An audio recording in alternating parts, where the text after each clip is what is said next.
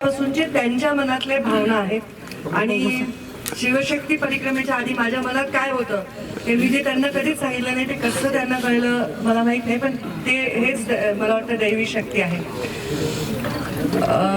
बाबा गेल्यानंतर जनतेच्या जीवाची नुसती काहिली होती. बाबा गेल्यानंतर जनतेच्या जीवाची नुसती काहिली होती.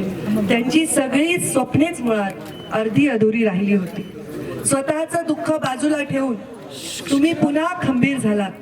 भांबावलेल्या जनतेसाठी एक लढवय्या वीर झालात. जनतेने भरभरून प्रेम दिलं. तुम्ही कॅबिनेट मंत्री झालात. तिथेच नेमक्या काही लोकांच्या तुम्ही खुपून नजरेत आलात. हितशत्रूंचा वार पेलताना विचारांची ढाल होती. अन्यायावर तुटून पडताना वाघिणीची चाल होती. तुम्हाला शह देण्यासाठी घरातच फासे चालले होते. ज्या घराने सावली दिली त्याचेच वासे कल्ले होते. तुमची वाढणारी लोकप्रियता काही जणांना खपत नव्हती. कितीही झाकून ठेवलं तरी जनतेसमोर ती लपत नव्हती.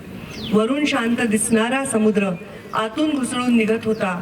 मनाचा मनाशी संवाद करून मर्यादा ओलांडू बघत होता. निष्कलंक निरपराध तुमचे मन घुसमट होऊन खिन्न झाले. अशा वेळी धीर द्यायला बाहेर असंख्य हात आले. ज्यांच्या कपाळीची भाग्यरेषा जन्मदातच राव असते, चिखलातून उभारी घेणाऱ्यांचे पंकजा हे नाव असते. थँक्यू. एक एक करून तुमची पावलं बाबांच्या फोटोपाशी गेली. हे माझा कदाचित शिवशक्ती परिक्रमेच्या आधीचं मनस्थिती असावी, त्यांनी ती लिहिली आहे. एक एक करून तुमची पावलं बाबांच्या फोटोपाशी गेली. वीज संचारल्यागत नसा नसात शक्ती आली. एखादी व्यक्ती आपल्या घरात जेव्हा अन्याय सहन करत असते, एक अद्भुत ईश्वरी शक्ती तेव्हा त्यांना हाताशी धरत असते. डोळे बंद करताच बाबांचा डोक्यावरून हात फिरला. आकाशवाणी सारखा त्यांचा आवाज अचानक तुमच्या कानी शिरला. बाळा, निराश होऊ नकोस, करण्यासारखं खूप आहे. उंचावलेले लाखो हात बघ, हे माझंच रूप आहे. खचून कधीच जाऊ नको, तू कर्तृत्वानं नेक आहेस. ताठ मानेने उभी राहा, तू वादळाची लेक आहेस. तुझ्यासारखाच माझ्यावरही असा प्रसंग आला होता. जवळच्यांच्या कडूनच मला संपवण्याचा प्रयत्न झाला होता. सीता म्हणून घ्यायला सुद्धा अग्निदिव्य करावं लागतं. अजरामर व्हायचं असेल तर अनेक वेळा मरावं लागतं. महाराष्ट्राचे ज्योतिर्लिंग आणि शक्तिपीठाची परिक्रमा कर.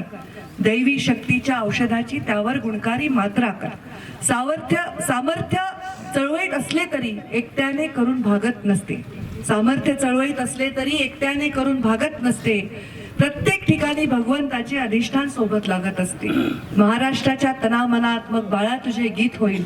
तुला छळणारी असुरी शक्ती चारी मुंड्या चित होईल. बाबांचा प्रत्येक शब्द मनात आत्मविश्वास भरत होता. अबोल विचलित अस्वस्थतेला ताजतवानं करत होता. बाबांचा आशीर्वाद घेऊन शिवशक्ती परिक्रमा सुरू झाली. आशीर्वाद आणि प्रेमाची मायापुंजी जमा झाली. त्र्यंबकेश्वर, कृष्णेश्वर, नागनाथ, जेजुरी गडाचा सुभाव होता. पंढरपुरात तुमची वाट पाहत साक्षात जनपांडुरंग उभा होता. माता सप्तशृंगी तुळजाई शक्तीपीठाची वाट धरली. माहुरात रेणुका मातेने स्वतः प्रत्यक्ष तुमची ओटी भरली. शिंगणापूर शिवाचे, गाणगापूर दत्ताचे, कोल्हापुरात महालक्ष्मी होती. अक्कलकोटात स्वामी समर्थांची भिवू नकोची हमी होती. परळीच्या वैद्यनाथाजवळ तुमचे हक्काचे माहेर होते. गुलाब फुलांच्या पायघड्यासोबत साड्या चोळ्यांचे आहेर होते. प्रत्येक कार्यकर्त्याच्या अंगात एक सळसळते रक्त होते. राजकारण बाजूला ठेवून ते फक्त गोपीनाथ मुंडेंचे भक्त होते. तुमच्या संपूर्ण यात्रेत कुठेच मीपणाचा अहंकार नव्हता. असा एक तरी कार्यकर्ता दाखवा ज्याच्या हातात हार नव्हता.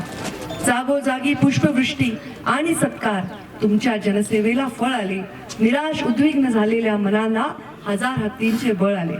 शक्तीची गळ्यात गळसरी आहे, शिवाचाही रुद्राक्ष आहे. शक्तीची गळ्यात गळसरी आहे, शिवाचाही रुद्राक्ष आहे. तुमचा मार्ग योग्य असल्याची लाखो लोकांची साक्ष आहे. अष्टभुजेची सगळी आयुध तुमच्या हाती आली आहेत.